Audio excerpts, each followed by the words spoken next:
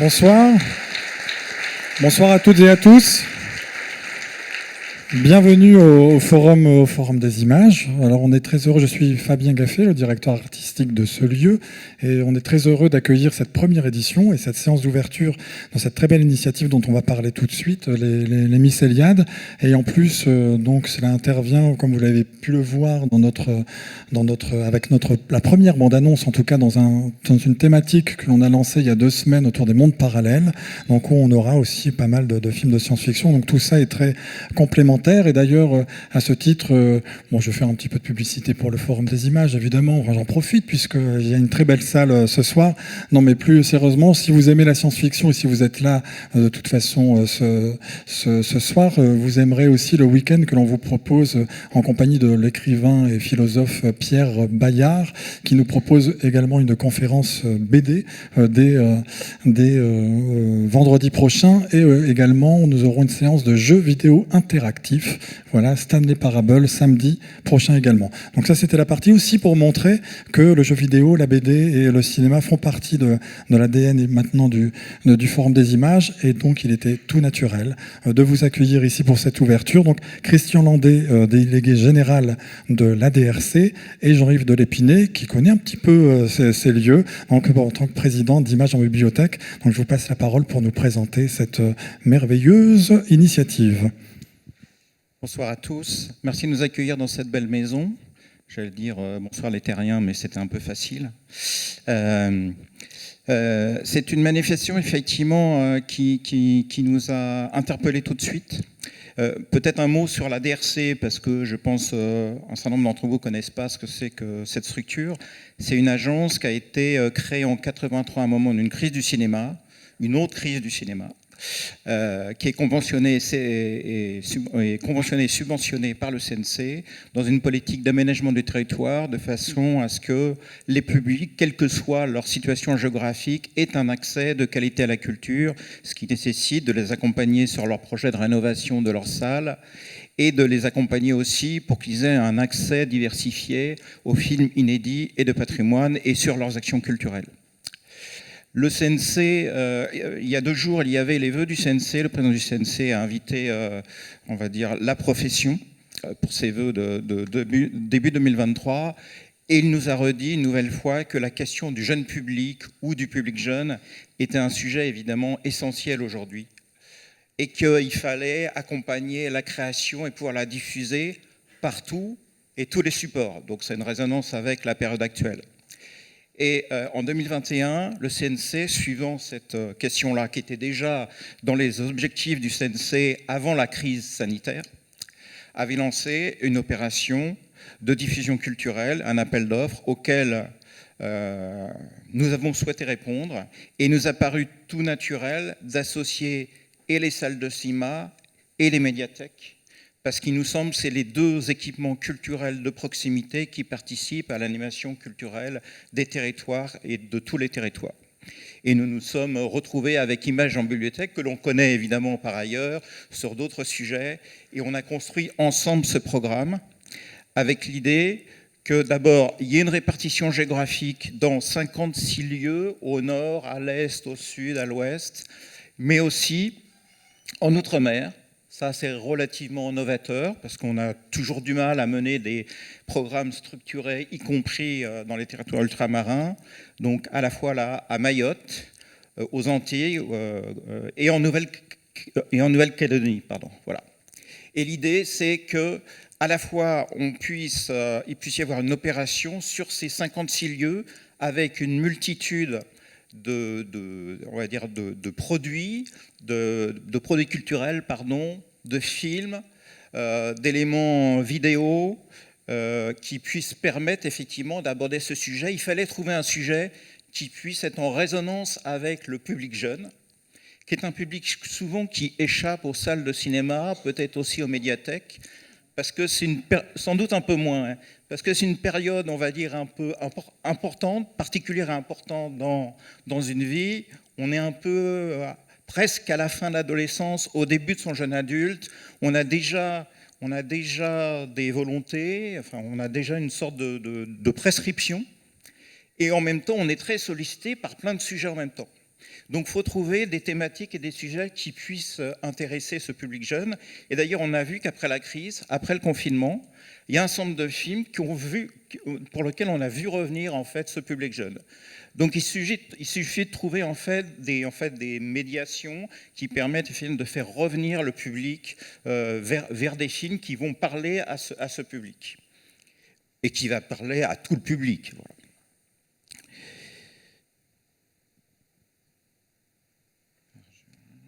Je voulais excuser également ma présidente qui malheureusement ne pouvait pas être présente aujourd'hui. Elle aurait commencé en vous disant quel plaisir de voir une salle pleine parce que pendant 3 ans, effectivement, on a eu une difficulté à retrouver le public dans nos salles.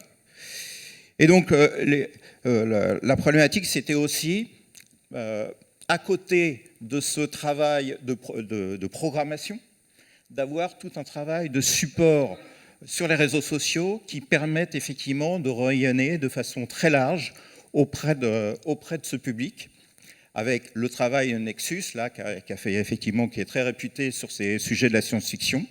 Et pendant 15 jours, on va avoir des écrivains et des écrivaines, des quiz d'extraterrestres, un hommage à Méliès sur le thème de la Lune, des scientifiques, des spécialistes de science-fiction qui vont succéder, et tout cela sur une multitude de supports. Avec l'idée que cette profusion permette effectivement de créer un événement et faire revenir le public en partant de ce public. Évidemment, nous sommes très très curieux aujourd'hui de voir tout ce qu'on a imaginé à la fois dans notre, on va dire, coordination nationale et avec les 556 villes qui vont participer à ce programme, si ce qu'on a imaginé va avoir un écho auprès de ce public. Donc ce sera très très intéressant pour nous et je pense évidemment pour le CNC aussi et pour le ministère de la Culture. Je ne voulais pas oublier tous les partenaires qui nous ont permis de monter cette opération. Évidemment le CNC, avec notamment Laetitia Faucon qui a porté ce programme, le ministère de la Culture, qui évidemment suit ce travail transversal entre médiathèque et cinéma, l'AFA, l'Association française d'astronomie et le CNES, sur la dimension scientifique, la Société française d'astronomie, la SFA, avec notamment cet événement qui est la Nuit des Étoiles du 9 au 12 février, qui va effectivement être aussi rebondir sur cette opération. Le Pass Culture par rapport à la valorisation de cet événement, Culture de cœur pour avoir effectivement une ouverture à tous, y compris au public empêché, et puis pour la valorisation numérique, Nexus 6, Michaela Mayer et Sylvain Ferret qui ont produit la très belle affiche qui valorise cet événement, Lucky Time et Bench pour la partie effectivement réseaux sociaux, valeur absolue sur les supports papier, de communication. Et puis je voulais quand même remercier et féliciter nos équipes. Pour la DRC, Marina, Emmanuel, avec une mention spéciale à mon prédécesseur, dont j'ai eu le plaisir d'être l'adjoint, Éric Buzidan, qui a porté ce projet initialement. Et alors il n'est pas là parce que maintenant il vit à La Réunion, mais je voulais lui lancer ce témoignage depuis Paris. Voilà. Et puis l'équipe de Marianne complétera, Jean-Yves, si j'oublie des personnes, l'équipe de Marianne Palès, la directrice d'Images en bibliothèque, avec Charlotte et Chloé, et sans doute un ensemble d'acteurs aussi autour de nous. Évidemment, nous, dans notre équipe, il y a aussi tous les correspondants régionaux qui ont fait le lien entre les salles de cinéma et l'équipe nationale. Voilà. Et puis le réseau, en fait, de tous les couples, de ces 56 couples, qui, au-delà de ce que nous pouvions proposer au niveau national, ont eux-mêmes développé un centre d'animation et d'action qu'ils vont mener pendant ces 15 jours. Et puis, bien sûr, je voulais remercier la spéciale et spatiale équipe du Forum de nous accueillir aujourd'hui. Merci à vous, et on peut remercier aussi toutes les communautés extraterrestres sans qui cet événement n'existerait pas. Voilà. Mais on peut applaudir en tout cas toutes ces équipes et Christian. Est-ce que vous me permettez que les quelques personnes que je viens de citer des équipes se lèvent parce que c'est eux qu'il faut féliciter. Et si elles sont déjà debout, le délégué général. Alors, du coup, tous les gens qui ont entendu leur nom ou leur prénom sont peut-être pas dans la salle, mais ils sont peut-être soit en coulisses, soit là-haut. On les applaudit. Ils se sont reconnus. Ils sont là-haut pour certains sur la passerelle. Et Jean-Yves Delépinay, donc président d'Images en bibliothèque. Merci, mais vous avez l'un et l'autre pratiquement tout dit. Donc je voudrais juste dire que ce festival s'appelle Mycéliade, que ce nom-là, c'est dérivé du mot mycélium, et que le mycélium... On le savait tous, hein. Bien sûr, oui, bien sûr, on avait tout. Ouais. Merci de m'interrompre. Le mycélium, en fait, il y a plusieurs caractéristiques, il y en a évidemment beaucoup, mais d'une part, c'est une matière organique, donc vous savez que c'est en grande partie elle qui fait la richesse et la fertilité de la terre. Donc, en l'occurrence, ça me paraît très intéressant que justement on choisisse ce nom pour fertiliser tout un réseau. On a la chance en France d'avoir un très beau réseau de salles indépendantes un peu sur tout le territoire et dans les Outre-mer, et un réseau de médiathèques publiques qui est sans doute un des plus riches aussi du monde. Donc, c'est intéressant qu'il y ait cette métaphore du mycélium, donc proliférant, parce que c'est la deuxième caractéristique du mycélium, c'est qu'il prolifère, c'est-à-dire qu'il est d'année en année plus important. Donc ça, c'est autre richesse de cette métaphore, il me semble. Et donc, et par ailleurs, troisième caractéristique qui me paraît intéressante à avoir à l'esprit, c'est que le mycélium, il est vivace, c'est-à-dire que d'année en année, il ressort. Alors c'est la première édition, on sait déjà qu'il y aura une seconde édition, mais on espère évidemment forcément que d'année en année, les mycéliades vont ressortir en saison, comme le font les champignons, en gros, puisque les mycéliums, c'est les champignons. Voilà. Donc, merci effectivement au Forum des Images, merci à l'ADRC de cette collaboration avec ce réseau des bibliothèques qui est très important sur toute la France. Effectivement, les cinémas et les médiathèques, ce sont les équipements culturels qui sont au niveau des territoires, dans les villes, sans doute le cœur des actions culturelles, et ça prolifère parce qu'ils sont aussi en relation avec tout un tissu qui sont ceux de l'ensemble des équipements culturels, des associations, etc. Enfin, tout ça, c'est beaucoup de collaboration. Et d'ailleurs, on sait déjà, on va faire le bilan évidemment à la fin, on ne le fait pas au début. On peut faire le bilan au début, c'est pour changer, on fait un bilan très positif. Mais on sait déjà tout s'est très bien passé. Que ça a effectivement été saisi dans les lieux qui ont parfois été même plus loin que ce que nous avions proposé, qui sont saisis de ce projet et qui l'ont fait proliférer. Voilà. Merci. On ne va pas être plus long et on va passer la parole tout de suite. Donc,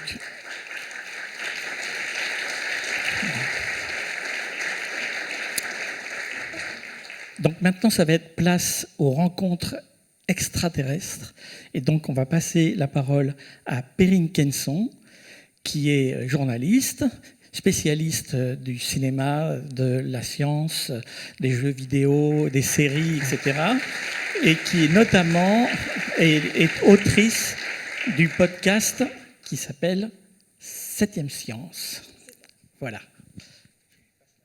Merci beaucoup, merci Fabien, merci Christian, merci Jean-Yves, merci.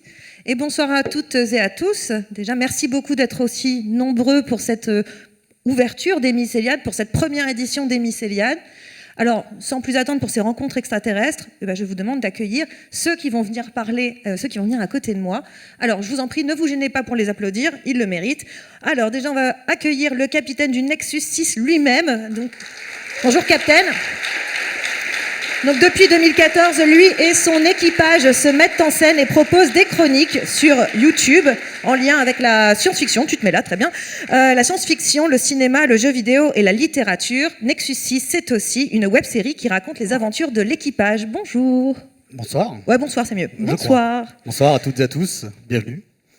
Ensuite, nous pouvons accueillir Marie Trébert, vulgarisatrice scientifique. Elle est aussi la créatrice de la chaîne YouTube La Boîte à Curiosités, sur laquelle elle croise sciences naturelles, insolites et humour à travers un savant mélange de dessins, d'images, de maquettes ou encore de costumes. J'aime bien la licorne.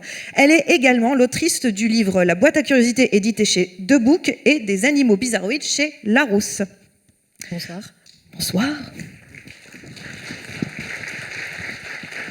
Ensuite, nous allons accueillir Hervé Cotin, professeur des universités en chimie et astronomie à l'université Paris-Est Créteil, au laboratoire interuniversitaire des systèmes atmosphériques. Hervé Cotin est aussi président de la Société française d'exobiologie et ses travaux de recherche sont principalement consacrés à l'étude de l'origine et de l'évolution de la matière organique cométaire. Bonsoir. J'ai tout bon, Hervé ? Tout bon. Merci d'accueillir Nicolas Martin, alors anciennement, enfin jusqu'à très récemment encore, producteur et animateur de l'émission de vulgarisation scientifique La méthode scientifique sur France Culture. Il est scénariste et réalisateur. Il nous parle de cinéma avec sa bande dans le podcast Réalisé sans trucage et auteur avec Simon Rio de l'ouvrage Alien, la xénographie aux éditions Actu SF. Salut Nicolas. Bien le bonsoir. Bonsoir à toutes et à tous. Merci d'accueillir aussi Théo Drieux, vidéaste et vulgarisateur scientifique, créateur et animateur de la chaîne YouTube Balade Mentale, dont les thèmes de prédilection sont l'espace, l'astrophysique, le temps ou encore l'infiniment grand. Il est aussi à la tête du podcast La Nouvelle Odyssée de l'espace et l'auteur du livre 34 petits et grands secrets de l'univers aux éditions Brochet. Bonjour. Bonsoir. Décidément, je veux pas. Et enfin, the last but not the least, laissez-moi vous présenter, en a-t-elle besoin? Si, quand même. Claudie Aigneret, astronaute et accessoirement première femme française dans l'espace. Femme politique et anciennement à la tête de la Cité des Sciences et du Palais de la Découverte et conseillère auprès du directeur général de l'ESA. Donc, bonjour Claudie. Bonsoir Claudie. Bonsoir à toutes et tous. Bonsoir. On est d'accord qu'on a une très très belle tablée avec nous. Alors, ces rencontres extraterrestres, c'est aussi une manière de raconter un petit peu comment a été votre première rencontre avec ces extraterrestres. Claudie, il y en a eu des vrais? Des rencontres avec des extraterrestres? Alors, parmi vous tous qui êtes ici, je suis peut-être celle qui est la plus extraterrestre, parce que j'ai la chance de franchir les 100 km et d'être une astronaute en orbite, mais je vais vous l'avouer, je n'ai pas vu d'extraterrestres pendant mes séjours dans l'espace. Je ne suis peut-être pas allée assez loin. Peut-être. Je pense qu'on est déçus, on va arrêter cette table ronde. Voilà. Donc l'idée, c'est un petit peu de me parler un peu de vos rencontres quand vous étiez peut-être plus jeune. Et je pense que charité bien ordonnée commence par soi-même. Donc je vais commencer. Moi, ma première rencontre, alors elle est sur mes chaussettes, en vrai c'est E.T., mais j'ai pas envie de vous parler d'E.T., tout le monde le connaît. Moi, une première rencontre, c'est quand j'avais 9 ans à peu près, où j'ai vu tout l'intérêt de l'espace, des extraterrestres et de la rencontre avec eux. Bah, c'était dans Men in Black. Men in Black de Mary Sonnenfeld. Comment? Il y a un enthousiasme sur Men in Black ou pas? Alors voilà, regardez ce petit alien trop mignon. En fait, ce qui était incroyable, c'est l'idée qu'on pouvait rencontrer les extraterrestres qui vivent parmi nous. Sylvester Stallone est un extraterrestre, selon le film. Michael Jackson aussi, l'était, visiblement. Et ce qui m'intéressait beaucoup, c'est qu'on pouvait avoir des échanges culturels, des échanges technologiques avec eux. C'était un partage de connaissances. Le velcro serait extraterrestre, le micro-ondes serait extraterrestre. Et ça, je veux bien le croire parce que je ne comprends pas comment ça marche. J'ai eu beaucoup d'affection pour cette société, en tout cas un peu secrète, un peu cachée. Je crois que c'est la seule théorie du complot à laquelle j'adhère. Donc c'était Men in Black. Et si vous ne l'avez pas vu, je vous recommande. C'était Will Smith avant la baffe. Donc allez-y. J'ai envie de dire honneur à ceux qui sont allés dans l'espace. Et ça limite autour de cette tablée et dans cette salle, à Claudie Aigneret. Claudie, si je ne dis pas de bêtises, pour vous, l'une des premières rencontres, c'était par la littérature. C'est la littérature qui vous a permis de rencontrer les extraterrestres.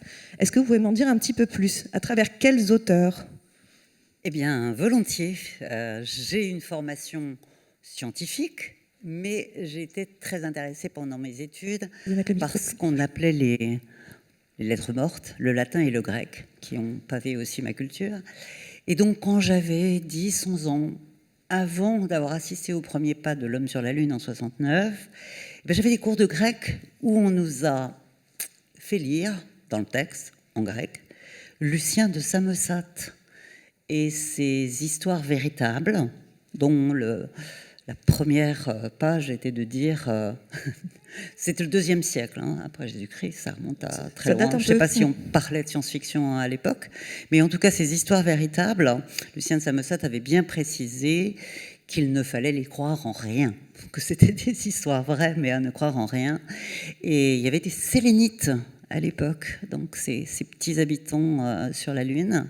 Je les ai rencontrés encore après par la littérature, un petit peu plus tard, XVIIe siècle. Je pense que vous allez aller sur des littératures plus récentes. C'est Cyrano de Bergerac, dans les empires de la Lune et les empires du Soleil. Donc moi, j'étais nourrie, pétrie de ces histoires-là, où j'ai peut-être une petite nostalgie, parce qu'il y avait des Sélénites. Là encore, ils sont revenus, les Sélénites. Oui, absolument. Et pourquoi une nostalgie? Parce qu'ils ne sont plus là? Parce qu'aujourd'hui, on a quand même... Je parle de la Lune, hein. On a démontré... Après, d'autres ici vont nous dire que peut-être des traces de vie existent ailleurs, hein, et que la science va nous les faire découvrir. Mais en tout cas, sur la Lune, il n'y en a pas. Il n'y a pas d'atmosphère, il y a pas... On l'a quand même bien exploré, la Lune. On va s'en rapprocher pour l'explorer davantage. Mais on sait qu'il n'y a pas de sélénites. Donc voilà, j'ai été nourrie par les sélénites de Lucien et de Cyrano. Et mon rêve d'enfant, c'était quand même d'aller sur la Lune, ce que je n'ai pas réussi à faire. Je ne suis pas allée jusqu'à 385 000 km, je me suis arrêtée à 400. Et j'ai pas vu. Vous êtes allé plus proche de la Lune que nous tous. Oui, c'est ça, je suis un peu extraterrestre si on considère qu'en dessous de 100 km, on reste dans une atmosphère qui nous est un peu connue et qu'au-delà, ça commence à devenir une aventure. Et Jules Verne aussi, est-ce qu'il a Jules Verne, votre jeunesse, voilà, avec de la Terre à la Lune et autour de la Lune, ça quelque chose que vous avez pu lire en étant plus jeune? Oui, bien sûr. Jules Verne, avec tout ce qu'il nous faisait découvrir. Alors là, on était presque dans des histoires véritables, parce qu'on se posait la question sur la façon dont on allait accéder à la Lune. Bon, on a tous ces images, ces gravures qu'on voit dans les ouvrages de Jules Verne. Oui, bien sûr, ça a accompagné ma vie. Et je dirais un peu plus tard, à l'adolescence, j'ai plongé et replongé dans 2001, Odyssée de l'espace. Ça a été vraiment le film qui m'a bercé. Pas mal. Ouais, que j'ai revu. Alors, 2001, j'ai volé en 2001. C'était pas comme dans 2001, Odyssée de l'espace. Alors c'est rassurant parce que donc il n'y avait pas d'intelligence artificielle qui s'appelait HAL qui posait problème. Non, pas en 2001. Aujourd'hui, il y en a un qui s'appelle Simon, à bord de la Station spatiale internationale. Il faut les prévenir, ça peut être dangereux. Oui, mais ils sont au courant. Ils sont au courant.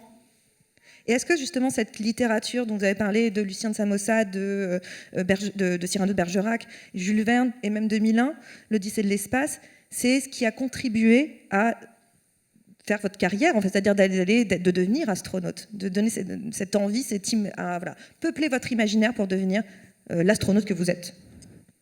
Oui, peut-être. Il y a d'autres éléments déclenchants, mais c'est vrai que cette appétence à voir ces histoires extraordinaires, que ce soit Jules Verne ou Lucien de Samosat, c'était déjà dans mon esprit, ce qui m'a donné sûrement cette capacité d'émerveillement, de fascination en juillet 69. Quand j'ai vu le premier pas de l'homme sur la Lune, des choses qui étaient dans la littérature inaccessibles, ce jour-là, ça se passait. C'était une réalité. Donc des choses qui étaient imaginaires ou du rêve devenait une réalité, mais j'y étais sensibilisée par ces lectures. Et puis ensuite, j'ai plongé dans d'autres choses. J'ai évoqué 2001, Odyssée de l'espace. Je pense que certains vont évoquer ici Asimov, bien évidemment. Les fondations, les robots. Ça a fait partie de ce qui m'a nourri et ce qui a fait grandir en moi, peut-être un petit peu comme un mycélium, en proliférant, en étant très, très vivace, cette envie d'être moi-même dans l'aventure et de pousser la porte avec audace quand il y a eu cet appel à candidature du CNES, qui est associé, le Centre national d'études spatiales, à cette belle manifestation entre la science et la science-fiction, qui m'a aidé à pousser la porte et à rentrer dans l'aventure. Tout ça, ça a été nourri avec cette littérature, ces films. Et je pense qu'aujourd'hui encore, on va probablement l'aborder, extraire de ces sujets de science-fiction, de ces films, de ces jeux, de cette littérature, des fils qui vont nous rendre la science aimable. C'est quelque chose qui est passionnant, il faut en profiter. Et en effet, donc c'est vrai qu'il y a vous avez été pris sur un appel à candidature il y avait 1000 personnes, je ne dis pas de bêtises, 900 hommes, 100 femmes, 7 personnes ont été retenues, je crois. Oui, c'est en 85. 1000 personnes, 10% de candidatures féminines. Et puis voilà, une femme sur l'équipe des 7 qui a été recrutée à ce moment-là pour les jeunes femmes qui sont dans la salle, ça bouge. Hein. Il y a eu 24% de présence féminine dans la sélection de l'Agence spatiale européenne, et dans la sélection, eh bien, on est presque à 50%. Non, 7 femmes et 8 hommes.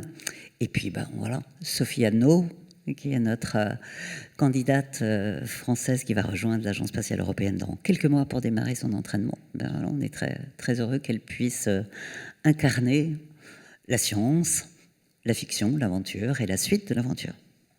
Donc vous avez bien compris, les filles, n'ayez pas peur, poussez la porte de l'espace.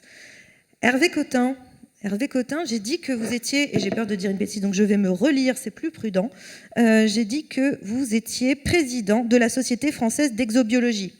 C'est quoi l'exobiologie ? Alors, l'exobiologie, c'est la discipline scientifique qui essaye de savoir s'il y a de la vie ailleurs que sur la Terre, donc si effectivement les extraterrestres existent, et d'essayer d'aborder cette question par le prisme de la science et d'une diversité de disciplines. Et en fait, l'exobiologie, on peut penser que c'est quelque chose qui est très exotique, qui s'approche de la science-fiction, mais c'est quelque chose qui est très terre-à-terre, en fait, puisque la question première qui sous-tend en fait tous les travaux de l'exobiologie, enfin quasiment tous, c'est d'essayer de comprendre pourquoi et comment la vie est apparue sur la Terre. Parce que si on veut aborder la question de la vie extraterrestre par l'approche scientifique, il faut aussi se poser nous-mêmes la question de nous en tant qu'extraterrestres, en tant que forme de vie qui est apparue sur une planète. Et donc, l'idée, c'est de faire joindre justement tous les chercheurs, les chercheuses qui travaillent sur l'origine de la vie sur la Terre. Donc, ça va être des géologues, ça va être des chimistes, ça va être des biologistes aussi qui vont explorer la diversification du vivant, les extrêmes limites que l'évolution a permis d'atteindre aux vivants sur la Terre, qui sont vraiment, vraiment fascinantes. Et puis à partir de là, orienter notre recherche de vie ailleurs. C'est-à-dire, effectivement, vu ce qu'on pense savoir de l'apparition de la vie sur la Terre, c'est vraiment pas idiot de se dire allons voir sur Mars. Parce que Mars a connu une période avec des caractéristiques, alors c'est jamais la même chose, mais des caractéristiques similaires à ce qu'a pu connaître la Terre quand la vie est apparue. Et puis après, on peut aller pousser plus loin dans le système solaire. Il y a des satellites autour des planètes géantes où on sait qu'il y a de l'eau liquide sous une couche de glace. Alors là, ça ne ressemble plus du tout à la Terre, mais on se dit l'eau liquide, c'est quand même un solvant qui est particulier, et on pense qu'il y a une chimie qui peut aller très loin. Alors jusqu'à la vie, on ne sait pas, mais qui peut aller très loin dans la voie de l'évolution de la chimie vers la biologie. Et puis après, on a maintenant un panorama qui est extraordinaire, parce qu'on détecte des exoplanètes autour d'autres étoiles. Et là, on a l'embarras du choix. Non, on a encore des techniques et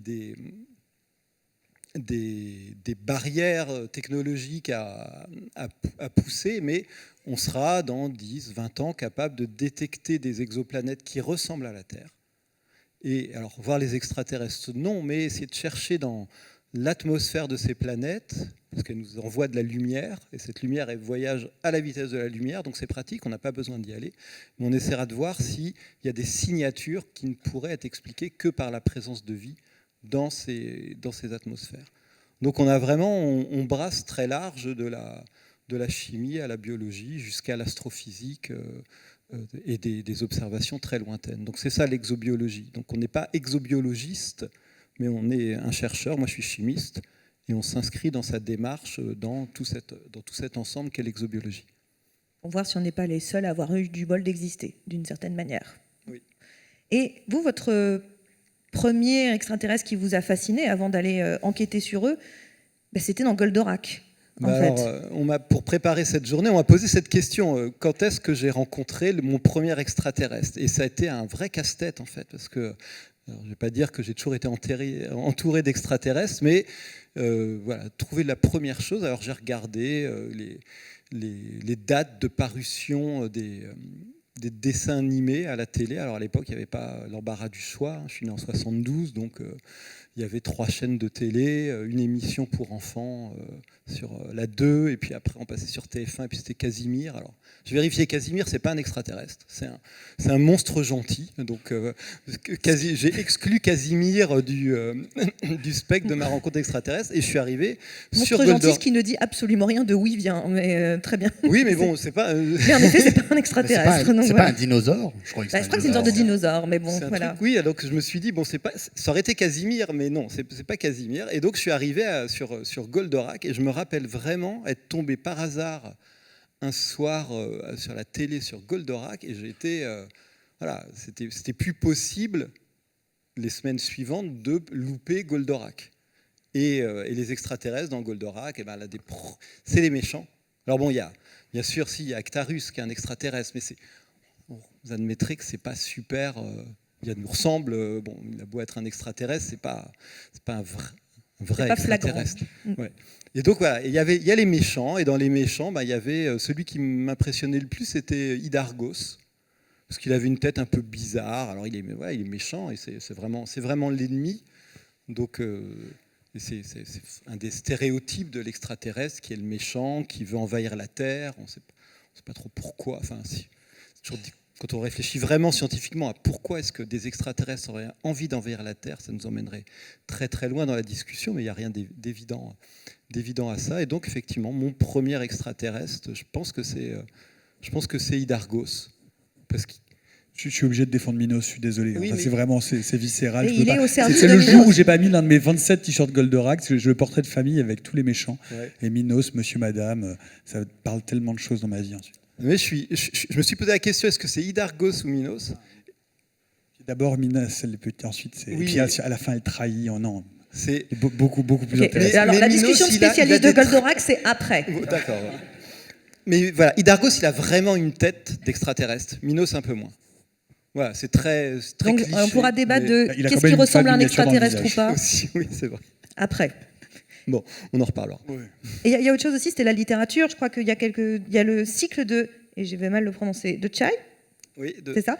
Donc c'est de la science fantasy en 4 volumes écrits par l'auteur américain Jack Vance. On est dans la fin des années 60, si je ne dis pas de bêtises. Et ça a aussi peuplé votre imaginaire, en fait, extraterrestre. Regardez ce beau spécimen. Ah ouais, cette couverture, c'est ce type de livre que je lisais. Alors, j'étais un grand consommateur de science-fiction. Et je me rappelle très bien qu'en 6e, à la bibliothèque du collège où j'étais, il y avait une armoire qui était remplie de romans de la série, je crois que c'est Fleuve Noir. Et il y en avait des dizaines et des dizaines. J'ai aucun souvenir. Je serais absolument incapable de citer le nom d'un de ces bouquins, mais je pense que j'en prenais 2-3 par semaine et je les lisais. Donc j'ai une espèce de gloubi-boulga de fondement de littérature de SF dans ma mémoire. Et le premier roman, je pense, qui ressort, c'est justement Jack Vance et le cycle de Chai, qui est une véritable épopée. En plus, comme j'étais un petit peu mitigé entre la fantaisie, le Seigneur des Anneaux, les trucs comme ça, et puis la SF, cette série, c'est vraiment un mélange de fantaisie. Et ce qui est intéressant, c'est qu'en fait, l'extraterrestre dans le cycle de Chai, c'est l'homme, c'est l'humain qui se retrouve perdu sur une planète peuplée de différentes castes d'extraterrestres et qui ont chacune leurs caractéristiques et qui il doit se démener et essayer de s'en sortir. Il est un petit peu, il est ramené à sa condition humaine et solitaire face à cet environnement qui est hostile et où il est en minorité. Et c'est un très beau, je trouve que c'est un très beau roman et c'est un très bel accès à la littérature classique de SF. Alors bien sûr, après, j'ai lu du Frank Herbert, du Asimov, plein de classiques, Sturgeon, etc. Mais c'est celui qui sort et qui, je pense, m'a le plus fasciné. Donc on comprend que vous êtes un peu aussi cet humain en terrain hostile qui va explorer les planètes de là où vous êtes pour l'instant, avant de pouvoir peut-être aller sur une exoplanète. Captain, justement, qui a un vaisseau spatial, le Nexus 6. Oui, bah moi j'ai été bien plus loin que 100 km pour le coup. Oui, Oui. Vous êtes fait supplanter, Rappelons-le. je crois, Claudie. Vous êtes allé beaucoup plus Mais loin. bon, c'est au 23e siècle, c'est pas un vieux Soyouz automatisé, quoi. On est sur un vaisseau qui a plus de gueule quand même. J'ai pas de mérite, très clairement. Pas le mérite. Et justement, dans votre exploration, dans votre très beau Oui. vaisseau spatial du 23e siècle, est-ce que vous avez rencontré un prédateur? J'ai pas eu ce plaisir. J'ai pas eu ce plaisir, mais quand j'étais petit, j'ai eu la chance de voir ça en film. S'il y a une créature qui moi m'a marqué, c'est le Predator. Alors j'ai eu la chance d'avoir des parents qui me faisaient voir à peu près tout à des âges qui n'étaient pas adaptés pour. J'ai vu Predator à 5-6 ans, hein, très clairement. C'est vrai que lui, c'est pas un monstre gentil, par exemple. Il n'a pas une gueule de porte-bonheur, exactement. Il n'a pas une gueule de porte-bonheur. Belle référence. Alors, gentil, moi j'irai pas jusque-là. Il est ce qu'il est. C'est un chasseur. En fait, si on devait caricaturer, c'est un peu Didier, le chasseur du dimanche qui va chasser le cerf, quoi. Mais sauf que c'est un extraterrestre qui cherche des grosses proies, donc des espèces dans la galaxie qui sont dignes de le combattre, en fait. Et l'humain, en tant que super prédateur de notre planète, est digne. Et en fait, ce qui m'avait marqué avec le Predator, c'est que, bon, évidemment, il y avait eu Alien avant, il y avait eu d'autres créatures qui m'avaient marqué, mais le Predator, c'était un peu le premier qui avait une culture.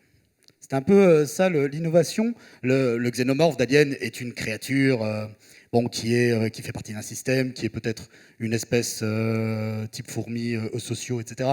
Mais il n'y avait pas, à proprement parler, en tout cas à cette époque-là, une culture qui lui était affiliée. Le Predator, si, avec des rites, avec des technologies qui étaient adaptées par rapport à ces rites, justement, puisqu'il chasse, donc il avait un medkit. Il y a une scène dans Predator 1 où il se soigne, des choses comme ça qui montraient qu'il y avait une pensée autre que juste la créature terrifiante qui tue l'humain.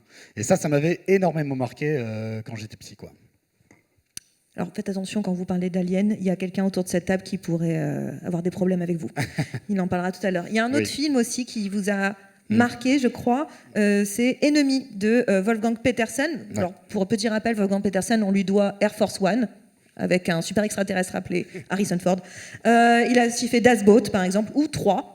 Il n'y a pas d'extraterrestre dans 3. Et donc là, c'est un film de 1985. Et alors, bizarrement, Captain, je suis contente parce qu'on rejoint un petit peu mon délire de Man in Black. C'est-à-dire qu'on est sur un humain et un extraterrestre qui vont devenir copains-copains. Ouais, alors, qui a vu Enemy Mine, peut-être? C'est un film un peu injustement oublié, ouais, je suis pas surpris. C'est un film qui a été oublié un petit peu. En gros, il y a une guerre entre les humains et les Dracs, donc cette espèce-là, et deux pilotes, un pilote Drac et un pilote humain qui étaient en phase de dogfight, se crashent sur une planète, et avant des débuts un petit peu compliqués en survivant, ils vont devoir s'allier, et au fur et à mesure, ils vont devenir amis. Donc il y avait déjà un petit peu cet aspect choc culturel, et puis dans l'adversité, on s'unit, qui m'avait beaucoup plu. Mais il y a aussi, le film allait assez loin. Alors évidemment, il y a plein de symboliques, puisqu'on est en pleine guerre froide, donc les Dracs représentaient un petit peu évidemment le bloc communiste, mais l'acteur, évidemment, donc vous l'aurez remarqué, est afro-américain, donc il y avait aussi tout un propos sur le racisme et la société notamment américaine, mais globalement occidentale, et ces questions dans ces sociétés. Et il y avait un autre aspect qui m'avait énormément marqué, c'est que les Dracs sont hermaphrodites. Donc en fait, même sur les rapports au genre, etc., moi ça m'avait vraiment fasciné quand j'étais petit, et ils tombent enceints pendant pendant qu'ils sont ces Robinson Crusoe de l'espace. Et malheureusement, les Dracs, quand ils accouchent, ils meurent. C'est-à-dire qu'ensuite l'humain va devoir s'occuper du bébé Drac, et du coup le Drac, lui, sera en fait éduqué par un humain, donc il ne connaîtra pas sa culture, etc. Enfin, le film est vraiment magnifique vis-à-vis de ça. Plus tard, il y a des esclavagistes humains qui viennent sur la planète, qui enlèvent le petit Drac. Enfin, le film, il est bouleversant, vraiment, je vous le conseille. Monsieur, madame, Minos, Minas, on est sur des trucs un peu... Oui. Non, le film est vraiment incroyable, quoi. Je ne l'ai pas revu depuis longtemps. D'ailleurs, je ne l'ai pas vu dans ma phase adulte, je dirais, où j'analyse des œuvres. Mais je pense que ça reste un excellent film à voir et à revoir. En tout cas, vous en parlez avec beaucoup d'émotion dans la voix. Oui. Ça s'entend. Et ce qui est intéressant, c'est que les deux films sont sortis dans les années 80, l'un 85, l'autre 87. Est-ce que, justement, ce cinéma des années 80, c'est ça qui vous a donné un petit peu envie de faire Nexus 6 ? Ouais, alors là, on met les gros mecs virilistes, super. Non, il y a Schwarzenegger, on ne dit pas de mal de Schwarzenegger. Ah non, bah moi je vais pas te dire du mal des mecs de Predator, c'est clair. Je sais pas si c'est le cinéma des années 80 uniquement qui m'a donné envie de faire Nexus 6 ou qui nous a donné envie de faire Nexus 6 puisqu'on est une équipe. Mais très clairement, de toute façon, ma passion pour la science-fiction, elle est née très très tôt. Je saurais même pas dire à quand elle remonte. Mais disons que peut-être dans les années 80 et 90, il y avait une forme de radicalité que je retrouve moins aujourd'hui dans le cinéma. On en parlera tout à l'heure pour la présentation de Premier Contact. Bien que ce soit pas le pire, loin de là. Petit teaser. Non, c'est un bon film. Mais non, je ne saurais pas analyser la chose. Là, aujourd'hui, il y a encore des choses qui... Il y a encore heureux, sinon je crois que j'arrêterai ma chaîne, tout simplement. Il y a encore des œuvres qui me passionnent. Moi, Interstellar, récemment, c'est un film qui m'a bouleversé. Bien que la question extraterrestre n'est pas établie forcément dans le film, contrairement à 2001 où là on est un petit peu plus là-dessus. Mais non, je sais pas si, à part cette radicalité qui est moins là aujourd'hui, il y a encore des choses aujourd'hui qui m'inspirent, évidemment. Marie, vous allez vers le cinéma d'animation parce que ce qui vous a marqué, c'est La planète sauvage de René Laloux, qui était coécrit avec Roland Topor notamment. Alors on le voit, des extraterrestres un peu flippants. Donc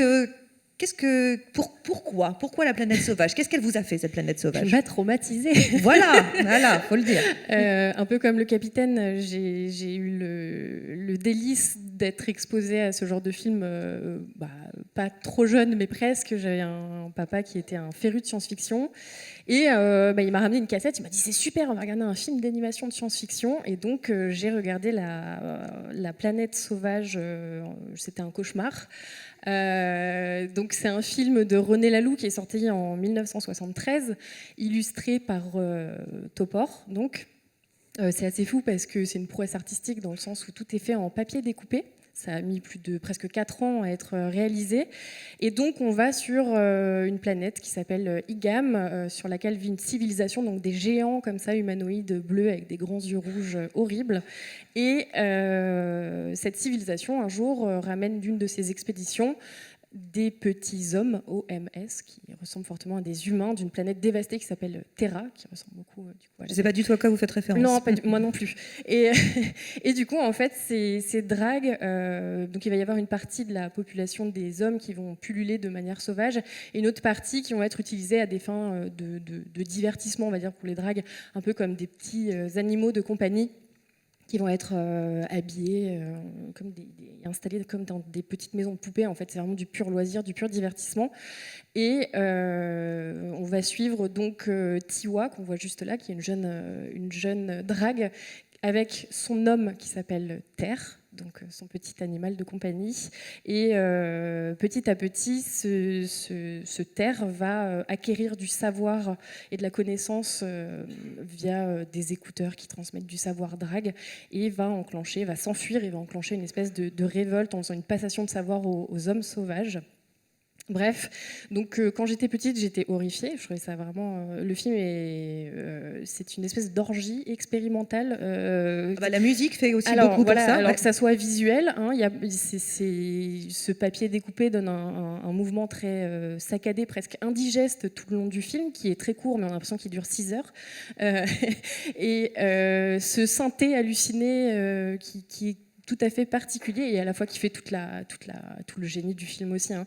Mais c'est vrai que quand j'étais petite, je ne l'ai pas du tout vu comme ça. Il fait les années 70 aussi. Hein, voilà, c'est ça. Mais en tout cas, c'était le premier film d'animation en France qui sortait, qui était destiné aux adultes. Avant, on avait beaucoup d'animation pour les enfants. Voilà, et en fait, ce que j'aime bien avec ce film, c'est que j'y suis revenue en fait, plusieurs fois, à plusieurs âges différents, et je n'ai pas du tout la même vision aujourd'hui à 33 ans qu'à 7 ans. Il a des lectures différentes à chaque fois, et je le trouve sublime pour ça, parce qu'il y a encore des notions et des valeurs très modernes en fait qui sont évoquées dans le film. Et en fait, aujourd'hui, plus je le regarde, plus je le trouve beau, plus je le trouve contemplatif. Associé à tout ça, il y a aussi tout le visuel qui est de l'ordre de l'onirique. Il y a une faune et une flore complètement indescriptibles et qu'on retrouve peut-être aujourd'hui dans Rick et Morty quand ils vont dans les planètes, des espèces de plantes bestioles, etc. Et tout ça dans des influences très surréalistes. On sent le Magritte, le Jérôme Bosch, le Dali, etc. Donc c'est très beau visuellement. Et en fait, en grandissant, moi quand j'étais petite, j'avais été traumatisée par les dragues, que je trouvais horribles, c'était les méchants. Et en fait, en grandissant, je me suis dit, c'est fou, en fait, mais ils sont pas si méchants. Pourquoi ? Parce qu'en fait, ce que j'aime bien dans ce film, c'est que, oui, j'étais très habituée au Disney où il y a un méchant gentil. Dans La Planète Sauvage, il y a les dragues, il y a les hommes, et en fait, les deux camps sont pas tout blanc, tout noir, et il y a beaucoup d'humanité dans les deux. Donc en fait, on a envie de détester les dragues et en même temps, on retrouve beaucoup de nos comportements humains à nous et chez les hommes aussi. Et donc on oscille entre les deux camps à chaque fois. Et ça, je trouvais ça très intéressant et aussi par rapport au rapport qu'on a avec le vivant. Ça pousse à l'introspection qu'on a au rapport dans la nature aux animaux, comment on traite en fait nos animaux, est-ce qu'on les élève juste pour les domestiquer, les faire qui nous divertissent, etc. Donc voilà, je trouve que c'est un film qui a beaucoup d'humanité, qui fait beaucoup réfléchir. Bon, il est particulièrement explicite quand même, il y a de la nudité, de la surviolence, vraiment il y a des scènes où des gens se font déchiqueter, etc. Donc c'est très spécial, mais voilà, ça reste quand même un très beau film. Je pense que personne ne voudra le regarder après. Meilleure recommandation ever. Voilà. Je te rassure, moi je l'ai vu beaucoup plus tard, à 15 ans, il m'a traumatisé ouais, aussi. Donc, non, mais en et fait, plus que Predator. Donc, voilà.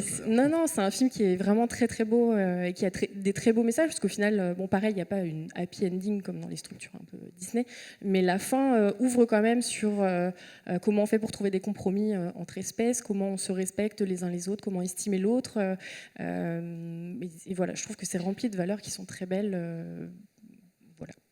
On voit bien le lien aussi avec en tout cas avec la boîte à curiosité, votre chaîne YouTube, mais aussi ce qui est intéressant, c'est que dans votre chaîne, il y a du dessin qui apparaît. Vous avez une formation Beaux-Arts. Est-ce que même inconsciemment, d'une certaine manière, ce film-là, par ce travail de l'image, par ce travail du papier découpé, ça vous a donné envie d'aller vers ces beaux-arts, s'intéresser au dessin ou à l'art, tout simplement? Forcément, c'est des mondes qui ouvrent l'imaginaire, qui ouvrent une porte. C'est vrai que je pense que je trouvais ça cauchemardesque et à la fois, je pense qu'après le film, je suis allée chercher mes crayons et j'avais moi aussi envie de dessiner des mondes imaginaires et tous ces films de science-fiction ouvrent ces portes vraiment sur l'imagination. Donc je pense qu'effectivement, ça a eu une belle influence sur ce que je fais aujourd'hui. Théo. Oui, bonjour Théo. Pardon, j'étais parti ailleurs. Dans La Planète Sauvage, j'imagine.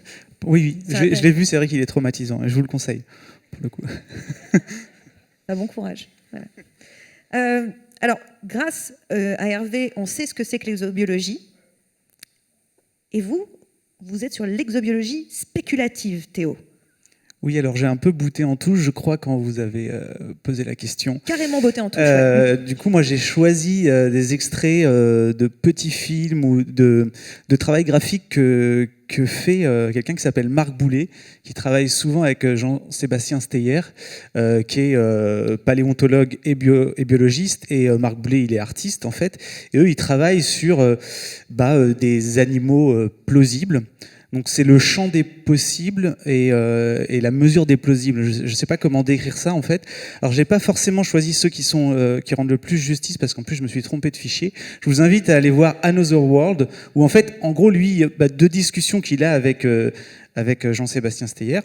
Il va produire des animaux ou des plantes ou autre chose que ça, mais en se mettant comme contrainte les lois physiques de la nature, les lois de l'évolution. Alors tout ça fait déjà un terrain de jeu incroyablement gigantesque, si tant est qu'on puisse le délimiter, parce qu'il faut quand même mettre beaucoup de guillemets là-dedans, on ne sait pas vraiment, mais je trouve ça assez chouette en fait de se dire que rien qu'avec ça, en contraignant, on a des possibilités absolument stratosphériques. Et moi, pour le coup, les extraterrestres, je les ai un peu rencontrés comme ça. C'est pas une... En fait, j'étais plus fasciné quand j'étais petit par les mondes, les mondes d'hier, genre le Crétacé, on parlait tout à l'heure des dinosaures. On n'a pas parlé de dinosaures. On a beaucoup parlé de dinosaures. Ou l'Éocène, les Paraceratherium, tout ça, là, tous ces animaux qui ont existé, qui ont des noms absolument incroyables, on dirait des bonbons quoi, quand on est petit. Et en fait, ces mondes-là, ils n'existent plus, donc ils sont ailleurs dans le temps, quoi. Et je me disais, après j'ai découvert l'astro, la cosmo, mais j'avais 12 ans, je lisais des bouquins d'Hubert Reeves, et je regardais les étoiles, ou je les regardais à travers des images d'un livre, je me disais, mais le nombre est tellement énorme. Alors lui, il en parlait vite fait de la possibilité des extraterrestres, et je me disais, en fait, tout ça, c'est des mondes d'ailleurs, quoi. Et il n'y avait pas encore cet engouement autour des exoplanètes, et après, ça m'a poursuivi, parce que ça irrigue toute la culture cinématographique, mais ça m'horripilait plus les films en général, parce que du coup, comme moi je venais un peu de ce questionnement, le truc plausible, Independence Day, je peux pas en fait, ils m'énervent les extraterrestres, parce je les vois pas comme ça en fait. Et voilà, et du coup c'est un peu venu d'autre chose que le cinéma. Et donc est-ce que ces images-là que crée Marc Boulet notamment, ça vous aide, vous, dans vos explorations de l'espace à travers votre chaîne YouTube? C'est comme des repères, ça vous aide aussi à trouver des sujets, vous intéresser, voire vous imaginer les mondes dont vous parlez, éventuellement? Ah oui, complètement. Ouais. Et puis ce qui est chouette avec la question des extraterrestres, mais on en parlera peut-être un peu après, c'est qu'autant l'astro, la cosmologie, quand on en parle quand on parle à ma grand-mère, elle comprend pas trop, soit ça la rebute, soit il y a des gens qui ont un rapport un peu anxiogène avec l'immensité de l'espace. En général, les extraterrestres, tout le monde a un petit point de vue là-dessus. Ça existe pas. Je sais pas, j'ai l'impression que tout le monde s'est un peu posé la question du paradoxe de Fermi, sans savoir que c'était le paradoxe de Fermi. Mais du coup, c'est une super porte d'entrée. Et après, on peut vraiment tirer le raisonnement très très très loin, quoi. Le paradoxe, il faut l'expliquer peut-être. Le paradoxe de Fermi, c'est en gros de se dire, bon, pourquoi est-ce que les extraterrestres sont jamais venus nous voir ? Parce qu'ils ont raison. On est typiquement les voisins qu'il ne faut pas venir voir. On ne nous aime pas beaucoup. Ça peut être une des explications, ouais. C'est ma théorie personnelle, en tout cas. Oui. Moi, j'avais une petite question. Les images qui passent derrière, comment elles sont obtenues ?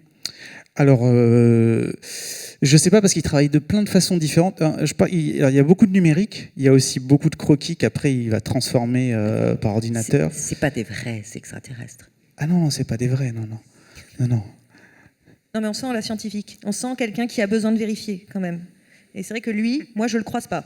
Enfin, je veux... Lui, d'accord. Mais l'autre d'avant, non. Pas Après, vous n'avez pas les échelles. Hein. Lui, peut-être qu'il est extrêmement sympathique. Non, c'est extraordinaire, ces images. C'est effectivement un problème d'échelle. Il me terrifie. Et il me fait penser un peu à un alien, d'une certaine manière, Nicolas Martin. Cette bouche-là, comme ça, un peu, il me fait un peu penser à un alien vite fait. Parce que vous, Nicolas Martin... Vous savez que sur votre oreiller ou sur vos sourcils, il y a des acariens qui ressemblent à peu près à ça, voire pire. Hein. Mais j'essayais de ne pas y penser. Voilà, merci. Je ne vais encore pas dormir. Merci beaucoup. Les extraterrestres d'ici, en fait.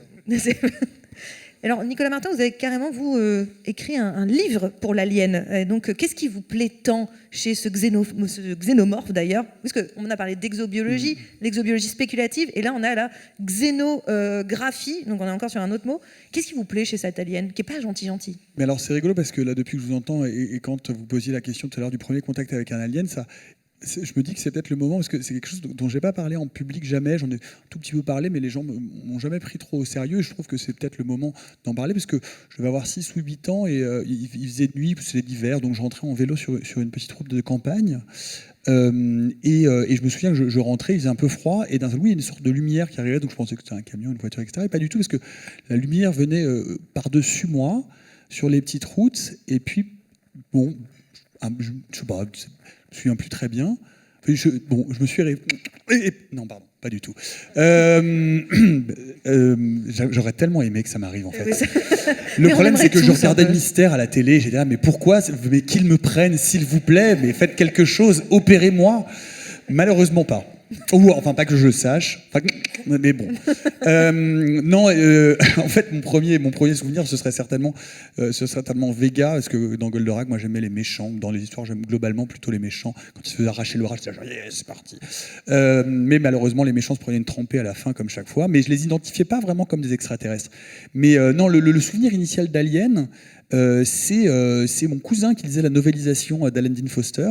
Et je me souviens de cette couverture. J'étais trop petit pour voir le premier, qui est sorti en 79. J'étais évidemment beaucoup trop petit, mais bon, il lisait ça dans les années 80. J'étais encore trop petit pour aller au cinéma pour voir le deuxième, mais il m'avait raconté cette histoire. Alors la novélisation, c'était pas tout à fait les films, il n'y avait pas d'eux, les trucs sortaient des boîtes, bref. Mais j'étais très curieux. Et à 13 ans, quand le vidéoclub ouvre en bas de chez moi, que je tanne mes parents au point tel qu'ils finissent par acheter un magnétoscope, je me précipite et c'est le premier film que je loue, Alien. Parce que je veux voir ce que c'est, quoi. Et donc je vois Alien, c'est une terreur sans nom, vraiment. J'avais déjà eu un peu la trouille à cause de V, mais j'avais pas le droit de regarder V, donc j'avais pas le droit de dire que j'avais eu la trouille.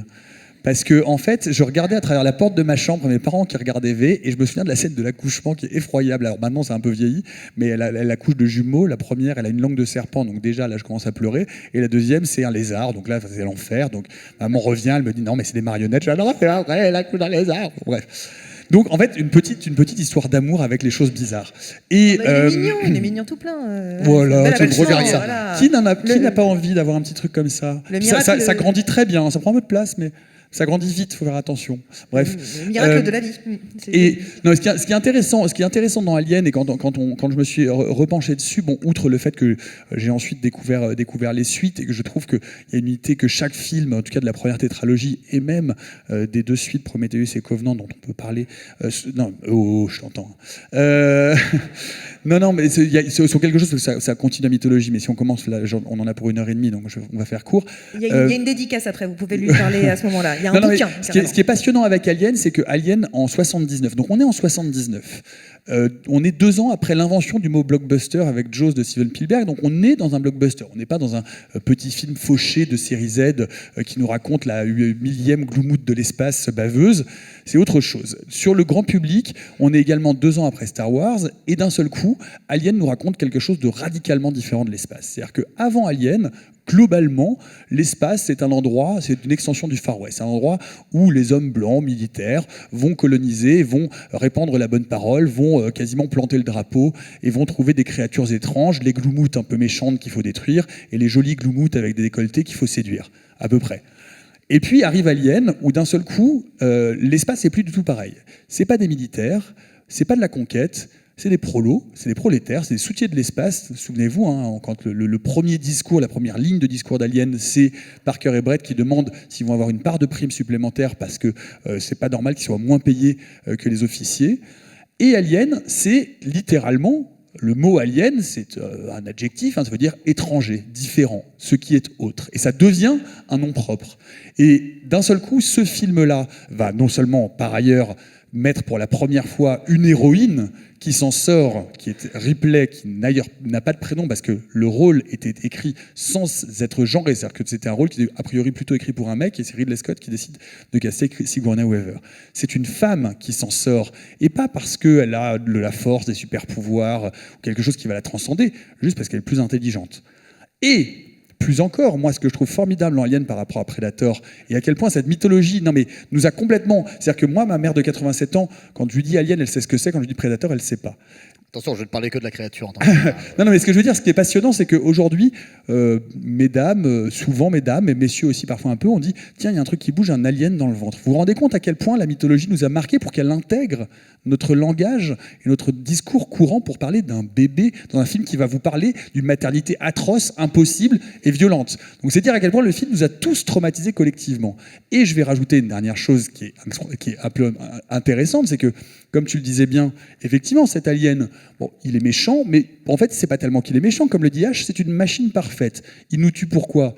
Il nous tue pas parce qu'il a envie de nous manger, il nous tue parce que on est sur la route de son cycle de vie.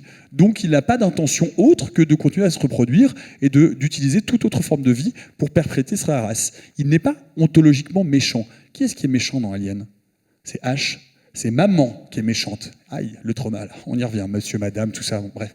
Et derrière ça, qu'est-ce qui est méchant ? C'est la compagnie. Ce qui est méchant, c'est le capitalisme qui dit que les corps de ces soutiers, les corps de ces produits de l'espace, ils sont disposables pour faire du profit et pour ramener cet extraterrestre coûte que coûte. Donc vous voyez que là, d'un seul coup, l'extraterrestre, la figure de l'extraterrestre et la façon de filmer l'espace, c'est plus les gentilles luttes et les reproductions du western ou des drames antiques héroïques avec l'élu qui va tuer son père et qui va découvrir qu'il peut renverser l'empire. Là, c'est le capitalisme, c'est méchant, ça détruit les corps. Nous sommes une toute petite espèce dans un environnement hostile et les autres espèces, c'est pas des espèces rigolotes qui jouent du jazz dans une cantina, c'est des trucs qui peuvent tous nous détruire et qui peuvent détruire et violer nos corps à répétition. Waouh! Effectivement, on comprend que d'un seul coup, cette mythologie-là, elle nous est hantée et qu'elle soit devenue ce que c'est Alien aujourd'hui, c'est-à-dire une véritable mythologie contemporaine. Et pour finir, pour rappeler une chose, Alien est quasiment le premier monstre qui est exclusivement et qui crée sa propre mythologie et qui est exclusivement et qui vient du cinéma. Tous les grands monstres du cinéma, Dracula, Frankenstein, l'homme invisible, les loups-garous, les zombies, tout ça, sont issus de la littérature d'une certaine manière. Alien, non, Alien, il est créé par le cinéma, par ce film de 79 qui est une claque dans tous les sens du terme, qui va changer la façon de faire de la science-fiction, la façon de regarder l'espace et la façon de décrire les extraterrestres.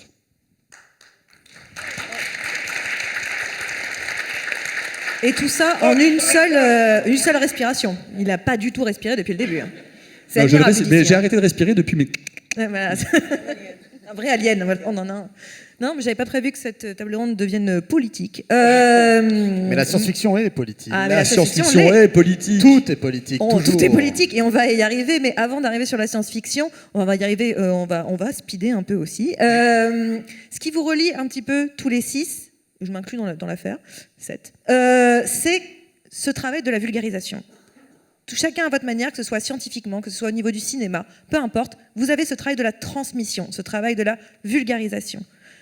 Alors, moi j'ai une question pour vous, et répondra le premier qui se jettera sur un micro, pourquoi c'est si important pour vous de rendre les choses accessibles, d'être compris et de transmettre? Qu'est-ce qui est pour vous si important? Ou bien vous gardez tout ça pour vous et c'est juste parce que vous avez envie de faire des vidéos. Je vais le faire très rapidement parce que j'ai fait pendant 20 ans de la radio et pendant 6 ans la méthode scientifique. Moi, là, ce qui est important, c'est que il y a rien de plus beau que de transmettre un savoir qu'on acquiert en travaillant ou un savoir qui vient d'une pratique. J'ai été enseignant aussi. Et avoir une chaîne comme France Culture ou des lieux de parole, que ce soit quand on a l'expérience merveilleuse de Claudie Aigneret qui a toujours été très bienveillante et qui est toujours venue transmettre ses expériences, quand on est sur des chaînes YouTube, quand on parle de cinéma ou quand on est scientifique et qu'on vient parler devant le public. Tu m'as jamais invité, hein. J'attends mon invitation. Mais... Bah oui, mais en même temps c'est fini l'émission. Oui, je sais, je suis mais si tu me files ton 06, j'enverrai Natacha. Très bien. Mais non, mais ce que je veux dire, c'est que apprendre aux gens, partager ce côté, en tout cas, qui était très important pour moi, d'université populaire gratuite, c'est de se dire, on a un podcast, on a une vidéo, on est là et on vient acquérir et transmettre gratuitement du savoir. Moi, j'ai juste une anecdote qui certainement correspond à ce qui sont les plus jolis moments de ma vie, c'est que pendant la méthode ou après, quand j'allais sur des festivals, etc., et que je vois arriver des petits mominous de 20, 22, 23 ans qui me disent, moi j'ai commencé à vous écouter au lycée et aujourd'hui je viens de m'inscrire en thèse d'astrophysique, en thèse de biologie moléculaire, etc. Littéralement, ça me fait pleurer parce que, waouh, se dire qu'on a pu, parce qu'on a éveillé de la curiosité, d'un seul coup, susciter des vocations, changer des vies et ouvrir les gens à la curiosité et au monde, c'est la plus belle chose qui puisse arriver au monde. Point. Voilà. Encore. Claudie ? Oui, je rebondis un petit peu sur ça, que je partage complètement, mais s'interroger sur ce qu'on transmet, comment on le transmet, à qui on le transmet, parce qu'il y a différentes catégories. Et en vous écoutant tous tout à l'heure, moi je ne suis pas une férue de science-fiction, j'ai découvert plein de choses. Je vais aller voir Predator, je vais aller voir Alien au revoir. Je me disais qu'il y avait effectivement, là aussi, plein de fils à tirer qui ne sont pas des connaissances déjà existantes à transmettre, à partager, mais qui sont des interrogations qu'on peut avoir en commun sur des sujets. Vous avez parlé de civilisation, vous avez parlé de biologie, vous avez parlé de physique et de cosmogonie. Donc, comment, à partir effectivement de la science-fiction, que ce soit le film, la bande dessinée ou autre, on va pouvoir tirer des fils de questionnement, de curiosité pour accompagner. Donc, c'est pas que de la transmission, c'est aussi cette capacité à être interpellé, que ce soit au niveau politique, scientifique, de toute nature. Et ça, j'ai trouvé ça très, très intéressant, au-delà de l'envie de rentrer dans le film, hein, ou de ne pas y rentrer, parce que certains étaient plutôt effrayants, mais ça nous amène vraiment à nous poser des questions. C'est une belle façon de le faire, je crois que c'est ça ce qu'on doit essayer de transmettre, en tout cas pour rester dans la transmission, c'est la curiosité, la capacité d'émerveillement, même si on n'a pas trop vu d'émerveillement jusqu'à présent dans vos discours. J'espère qu'il n'y a pas que des science-fiction trop dystopiques. Non, j'espère qu'on va retourner vers des choses qui ouvrent des horizons plus désirables. Et voilà, transmission, interpeller, dégager de la curiosité, des capacités d'émerveillement. Il y a plein de moyens de le faire, et les mycéliades, c'en est un super, parce que je pense que ça va attirer justement des regards différents, un petit peu décalés. Justement, pardon, Captain.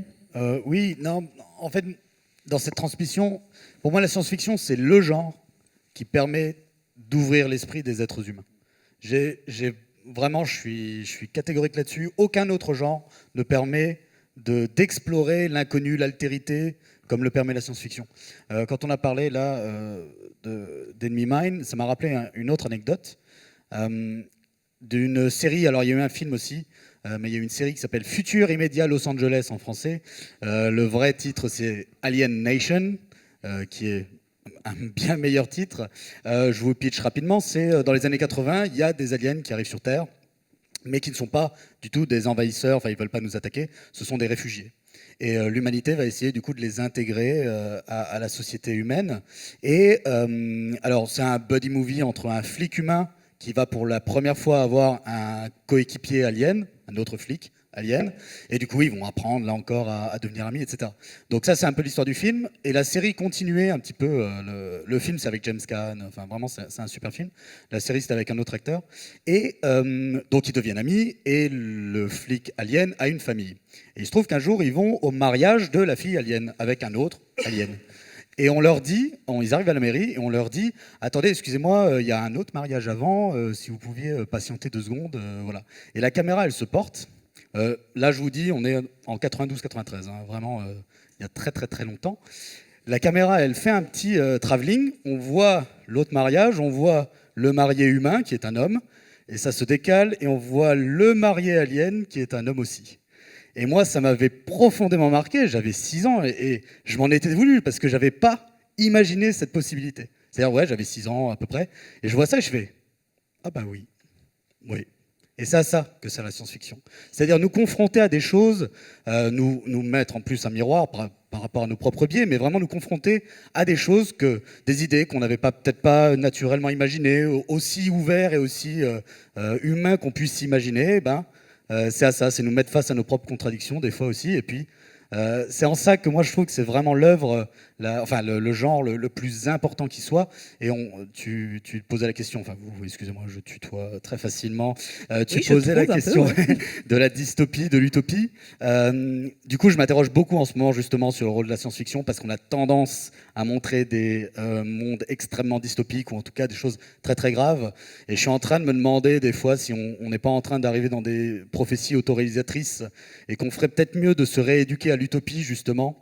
Recommencer à rêver un peu, justement pour peut-être essayer. J'ai l'impression qu'on est en train de s'auto-persuader vraiment que ça ne peut qu'aller mal.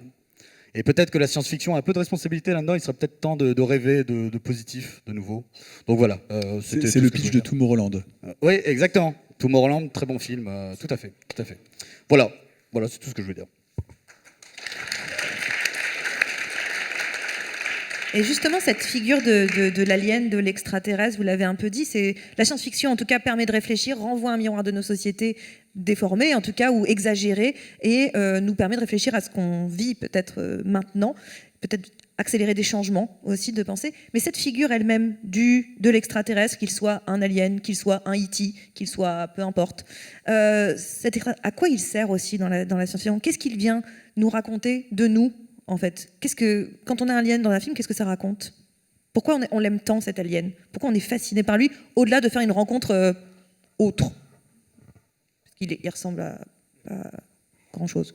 Donc, qu'est-ce qui nous fascine tant chez ces aliens? Qu'est-ce qu'on pourrait nous communiquer à travers ces aliens? Vous n'avez pas 4 heures. Non, je pensais que tu avais quelque chose. Pardon. Je m'étais préparé à répondre à la question d'avant. Allons-y, hein, là on peut faire un détour, moi ça me va très bien, allons-y. Je suis un petit peu à sec. Non, ce que je voulais dire sur la transmission, c'est vrai que moi je suis dans une posture un petit peu différente parce que je suis enseignant, je suis chercheur et enseignant. Mais c'est de la transmission. Ah oui, alors, mais je ne suis pas de la vulgarisation. Quand je suis en amphi, je ne me considère pas comme un vulgarisateur. Je dois apporter des connaissances qui sont vraiment très cadrées, qui sont très, très strictes.